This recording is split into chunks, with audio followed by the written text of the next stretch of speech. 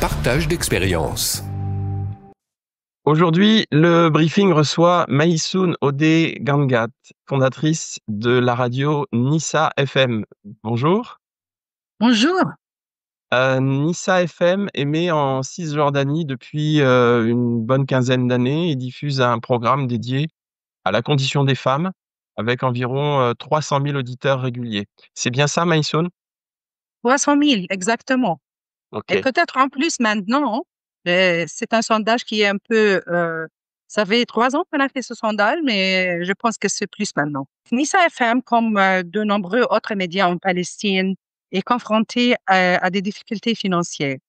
Cela s'explique par la guerre qui dure maintenant depuis 2 ans, mais aussi par le fait que la Palestine est une société dépendante de donateurs.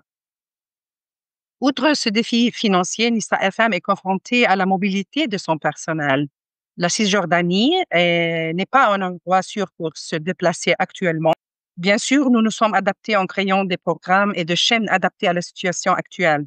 Par exemple, nous nous concentrons désormais sur la santé mentale des journalistes en temps de guerre et de conflit, plutôt que sur la question de l'égalité de genre ou de sexe dans les médias, qui est au cœur de notre mission et notre vision à Nissa FM. Est-ce que Nissa FM a vu son impact changer sur cette population? Tu connais maintenant, on est dans une situation de guerre. Les gens qui écoutent la radio, et c'est augmenté pour nous parce qu'on a fait d'adaptation au changement qui a fait plus pour les gens. On a fait des choses de nouvelles sur les femmes pendant la guerre, comment ils vivent, des choses humanitaires, plutôt sur les choses qui étaient vraiment théoriques. Ça veut dire le sujet sur l'égalité entre la femme et les hommes.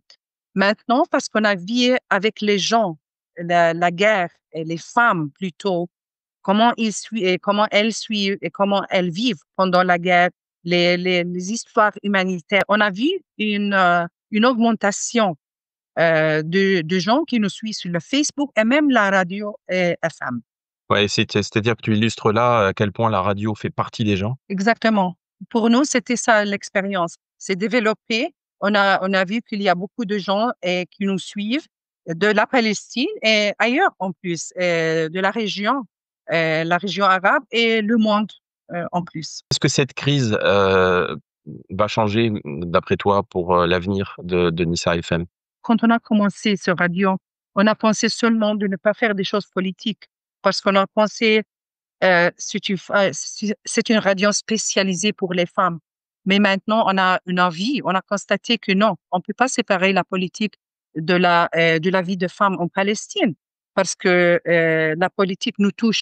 La situation politique nous a touchés comme femmes dans tous les domaines, humanitaires, dans les domaines économiques. Et donc, c'est pour nous, c'est très lié maintenant.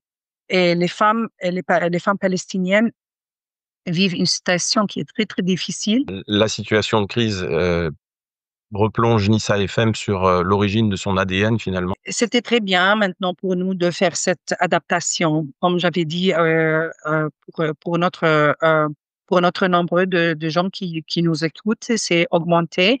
Et les histoires que nous partageons avec le monde sur le Facebook et même sur le FM, ce sont des histoires qui sont très fortes et des témoignages sur une situation qui est très, très, très difficile, une crise qui est vraiment, vraiment un précédent, si je peux dire.